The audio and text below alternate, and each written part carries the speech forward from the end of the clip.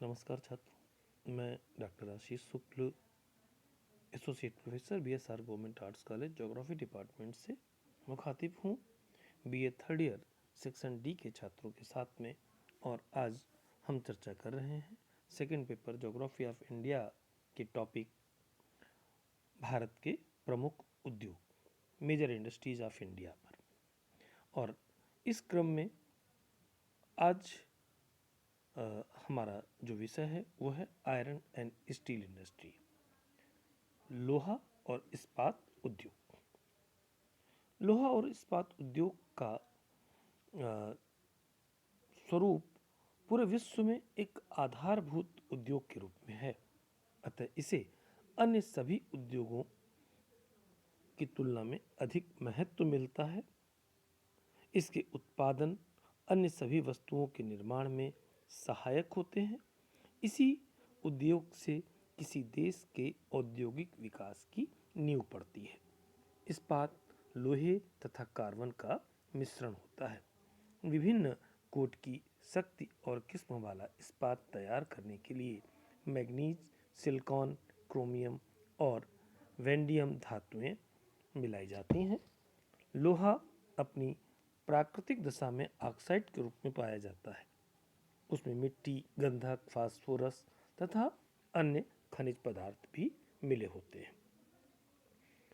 इसीलिए लोहे को इन प्राकृतिक मिश्रणों से अलग करके उसमें कार्बन आदि मिलाकर इस्पात तैयार किया जाता है।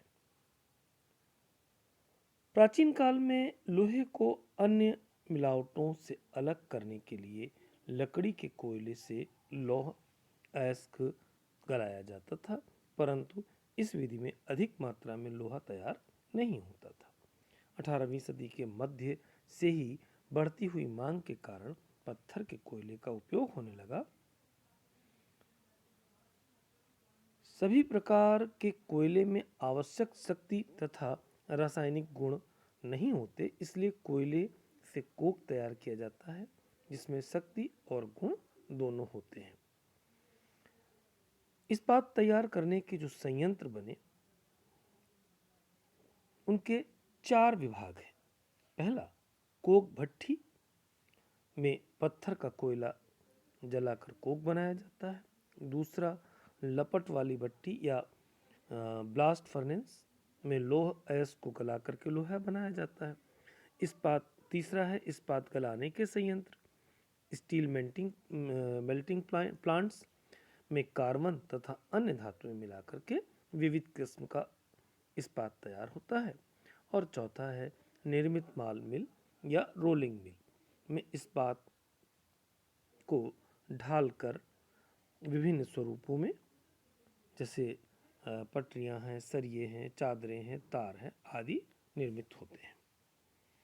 उद्योगों के जो स्वरूप पर अगर बात की जाए तो प्राचीन काल से गढ़िया लुहारों के द्वारा इसको जो स्वरूप दिया जाता था, वहाँ से इसकी विकास यात्रा आरंभ होती है।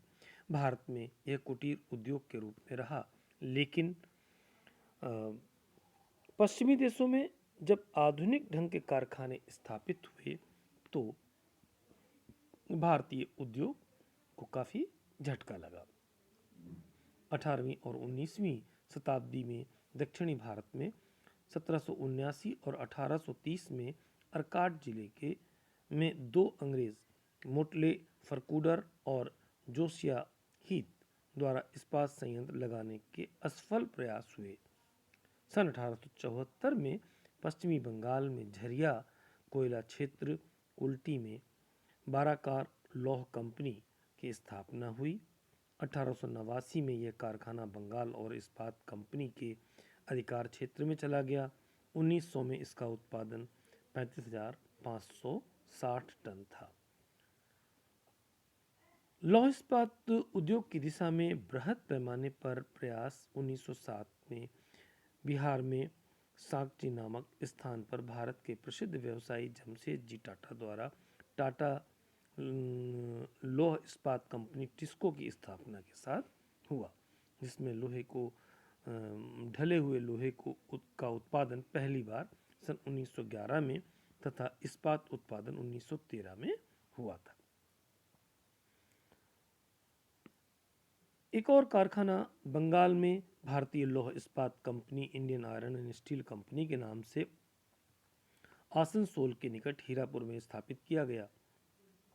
1936 में कुल्टी और हीरापुर के दोनों कारखाने भारतीय लौह इस्पात कंपनी के नाम से मिला दिए गए। 1837 में Burnpur steel corporation of Bengal की स्थापना हुई। भारतीय लोहा और इस्पात कंपनी के अंतर्गत 3 मुख्य इकाइयां कुल्टी, हीरापुर और बर्नपुर के कारखाने आते हैं। इसी तरह 1972 में इनका प्रबंध केंद्र सरकार के हाथ में चला गया। 1923 में दक्षिणी भारत में मैसूर सरकार द्वारा भद्रावती मैसूर लोहा और इस्पात कारखाना की स्थापना हुई। अप्रैल 1962 से इस कारखाने का प्रबंध Mysore iron and steel limited company के हाथ में चला गया। इस कारखाने का नाम अब बदल करके विश्वेश्वरैया लोहा और इस्पात लिमिटेड कर दिया गया है। विभिन्न योजना काल में भारत में इसका विकास लौह इस्पात उद्योग का विशेष रूप से हुआ। प्रथम योजना काल के आरंभ में 3 मुख्य कारखाने थे, जिनमें जमशेदपुर, बर्नपुर व कुल्टी के कारखाने निजी क्षेत्र में और भद्रावती का कारखाना सरकारी क्षेत्र में था। प्रथम योजना काल में प्रमुख कंपनियों के आधुनिकीकरण एवं विस्तार की बहुत सारी योजनाएं बनी। टाटा कंपनी की क्षमता 7.5 लाख टन इस्पात से बढ़कर के 9.3 लाख टन हो गई। इंडियन आयरन की 4 से 7 लाख टन तक पहुंच गई। संपूर्ण उद्योग की उत्पादन क्षमता का लक्ष्य ढला लोहा 17 लाख टन और इस्पात 15 लाख टन तैयार हुआ। इसी तरह द्वितीय योजना काल में इस लक्ष्य को बढ़ाने का प्रयास किया गया। प्रथम तीनों प्रमुख कंपनियों की उत्पादन क्षमता में वृद्धि हुई और दूसरे सार्वजनिक क्षेत्र में 3 नई इकाइयां स्थापित की गई थीं। सार्वजनिक क्षेत्र की 3 नई इकाइयों के विकास के लिए हिंदुस्तान स्टील लिमिटेड की स्थापना की गई। इस कंपनी के अंतर्गत राउरकेला, भिलाई और दुर्गापुर में 3 इकाइयां सम्मिलित की गईं। प्रत्येक की उत्पादन क्षमता 10 लाख टन रखी गई। द्वितीय योजना काल में इस्पात का उत्पादन लक्ष्य 60 लाख टन निर्धारित किया गया। राउरकेला में जर्मनी की 2 फर्मों की सहायता से, भिलाई में रूस की सहायता से और दुर्गापुर में ब्रिटेन के सहयोग से इनकी स्थापना हुई थी। तृतीय योजना काल में इस्पात का उत्पादन 100 लाख टन का रखा गया लक्ष्य। इसके लिए राउरकेला की उत्पादन क्षमता 18 लाख टन, भिलाई की 25, दुर्गापुर की 16 रखी गई थी। उत्पादन क्षमता में निरंतर लक्ष्य प्राप्ति के प्रयास विभिन्न योजना कालों में किए गए। चौथी योजना काल में ढले लोहे और इस्पात का अतिरिक्त उत्पादन करने के प्रयास किए गए। पांचवी योजना में 25 लाख टन और 94 लाख टन ये लक्ष्य रखे गए थे। ये मानचित्र में भारत के प्रमुख लौह इस्पात उद्योग के संबंधित कारखाने पीडीएफ में आपके साथ साझा किए गए हैं। आप उनकी अब स्थिति का अभ्यास मानचित्र पर करेंगे। छठी योजना में सार्वजनिक क्षेत्र के उद्योग के लिए 4000 करोड़ रुपए का प्रावधान किया गया था। सातवीं योजना के अंतर्गत इस्पात उद्योग के विकास में लक्ष्य रखे गए और ऊंचे इस्पात के पिंड 154 लाख टन, तैयार इस्पात 126 लाख टन, मिश्रित इस्पात 9.8 लाख टन, स्पंज इस्पात 10 lakh ton, pig iron 6 lakh ton का था।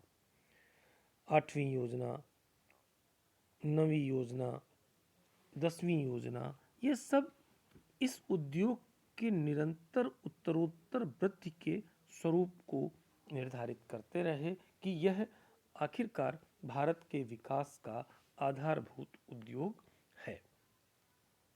रूस के सहयोग से भिलाई व बोकारो के बाद एक तीसरा प्लांट विशाखापट्टनम आंध्र प्रदेश में 2500 करोड़ रुपए की लागत से स्थापित किया गया है। केंद्र सरकार एक और कारखाना पारादीप बंदरगाह के निकट स्थापित करने जा रही है। इसके अतिरिक्त सलेम तमिलनाडु में एक कारखाना स्थापित है और इसमें अपना उत्पादन प्रारंभ भी हो गया है। विजयनगर कर्नाटक व देत्री उड़ीसा में भी एक एक कारखाना स्थापित किया गया है।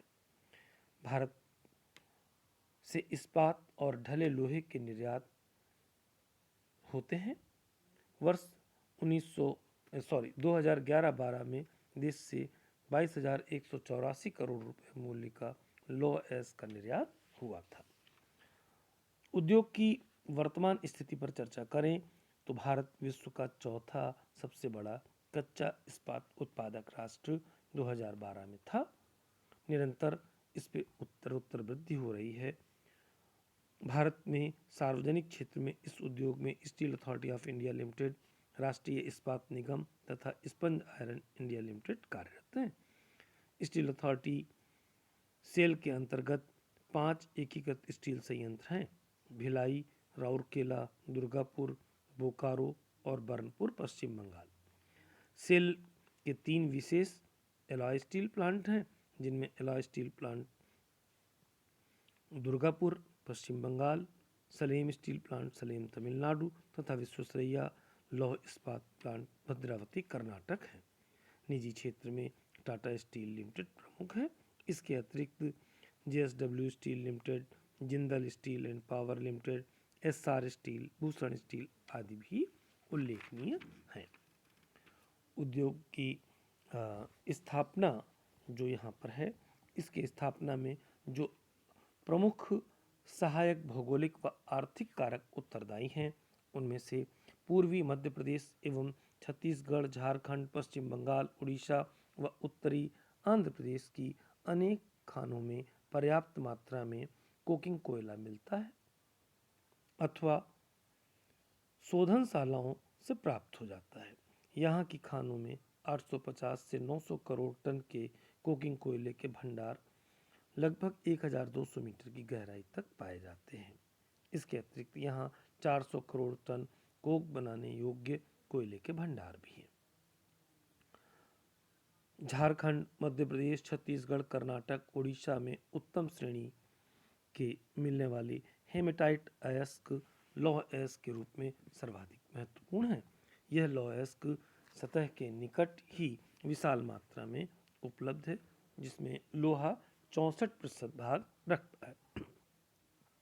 इस क्षेत्र में मध्य प्रदेश से लेकर के पश्चिम बंगाल तक काफ़ी परिमाण में चूने के पत्थर की खानें और डोलामाइट भी मिलता है। मैग्नीज, सिलिकॉन, क्रोमाइट, अग्नि प्रतिरोधक मिट्टियाँ भी इस क्षेत्र में उपलब्ध हैं, जिनका उपयोग क्रमशः धातु को परिष्कृत करने और इस्पात की भट्टियों में पुताई आदि करने में होता है। मैग्नेटाइट, टंगस्टन, वेनेडियम आदि भी निकट ही मिल जाते हैं। भारतीय रेल कोयले और लौह अयस्क वाले क्षेत्रों को जोड़ने का प्रयास करती है। रेलवे लौह अयस्क वाले क्षेत्रों के कारखानों के लिए कोयला ले जाती है और वापसी में लौह अयस्क लेकर आती है। सार्वजनिक एवं निजी क्षेत्र में एकीकृत रूप में उत्पादन बढ़ाने के लिए जनवरी 1973 में एक नई company the steel authority of India limited SAIL की स्थापना हुई थी। इनकी 2 सहायक कंपनियां इंडियन आयरन स्टील कंपनी और मेटल स्क्रैप ट्रेड कॉरपोरेशन है। वर्तमान में सेल 5 एकीकृत इस्पात संयंत्रों यथा भिलाई, बोकारो, दुर्गापुर, राउरकेला, बर्नपुर का संचालन एवं प्रबंधन कर रहा है। इसके अतिरिक्त सेल दुर्गापुर, सलेम, चंद्रपुर और भद्रावती स्थित एलॉय इस्पात और फेरो एलॉय के संयंत्रों का भी संचालन करता है।